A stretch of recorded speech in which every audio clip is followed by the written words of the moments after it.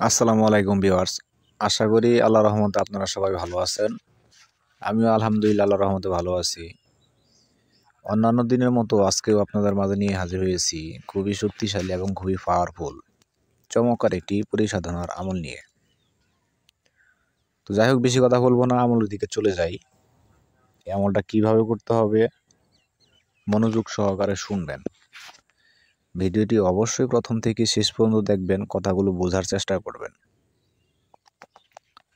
এই আমলটি করতে হলে প্রথমত আপনাকে দিন নির্ধারণ করতে হবে, ঘর নির্ধারণ করতে হবে এবং গুরুর সান্নিধ্য লাভ করতে হবে।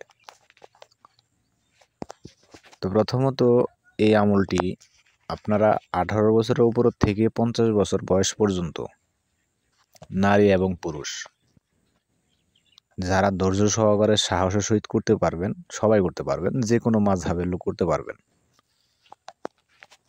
এই আমলটি শনি, মঙ্গল, অমাবস্যা, পূর্ণিমা 4 দিনের যে কোনো দিন থেকে শুরু করতে পারবেন রাত 11টার পরে। এই আমলের জন্য কিছু সামগ্রী লাগবে, প্রয়োজনে আপনারা লিখে নিতে পারেন। লোবান এবং হিং কয়লাতে জ্বালাতে হবে।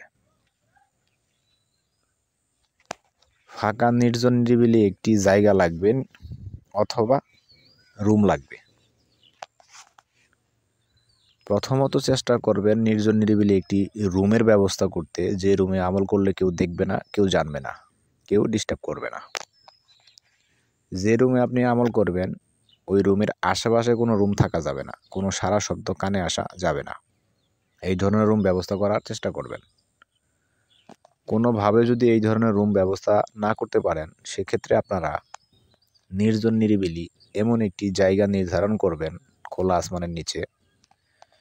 সেটা হতে পারে আপনার আবাদি কোনো জমির পাশে, বাড়ির কোনো জায়গায় আশেপাশে, অথবা নদীর কিনারে, সাগর পাড়ে, অথবা কোনো বাগানে।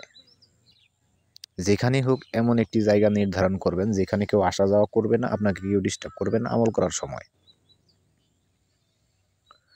অবশ্যই এই আমল করার আগে আপনাদের যার যার গুরুর কাছ থেকে অনুমতি, পরামর্শ এবং প্রয়োজনে আপনার এবং আপনার ফ্যামিলি মেম্বারদের নিরাপত্তার ব্যবস্থা করে নিয়ে তারপরে করবেন।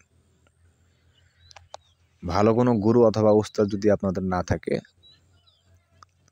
তার দোয়া আশীর্বাদ যদি না থাকে, তাহলে এই ধরনের আমল করে কোনো লাভ নেই, করবেন না, আমলে ফল পাবেন না। এই জন্য যাদের গুরু নেই গুরুর ব্যবস্থা করে নেন, আর যাদের আছে তারা তাদের কাছ থেকে পরামর্শ অনুমতি নিয়ে তারপরে করবেন।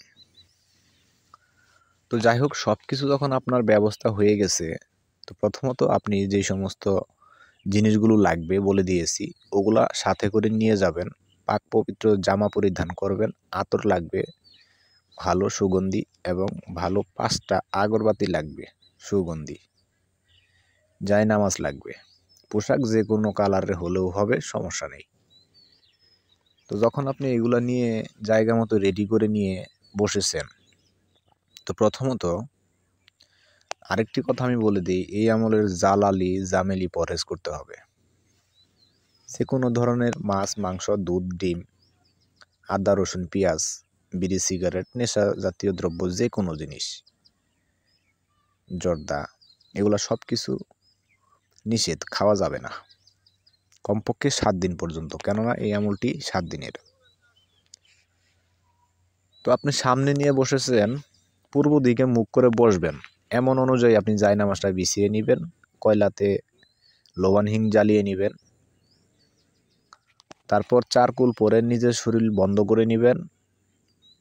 বন্ধক ঘেরাও দিয়েও নিতে পারেন, আর এই সমস্ত সবকিছু বন্ধক ঘেরাওয়ের ভিতরেই থাকবে। তারপর প্রথম আপনার করণীয় হইতেছে ইস্তেগফার পড়বেন কিছু সংখ্যক বার, দরুদ শরীফ পড়বেন কিছু সংখ্যক বার। তারপর আপনি 5 থেকে 10 মিনিট মনোযোগ বাড়ানোর জন্য ধ্যান করবেন। আপনি কিভাবে তাকে দেখতে চান, কোন রূপে দেখতে চান, সে কিভাবে আসবে, মনোযোগ এক জায়গায় ঠিক রাখার জন্য 5 থেকে 10 মিনিট ধ্যান করবেন।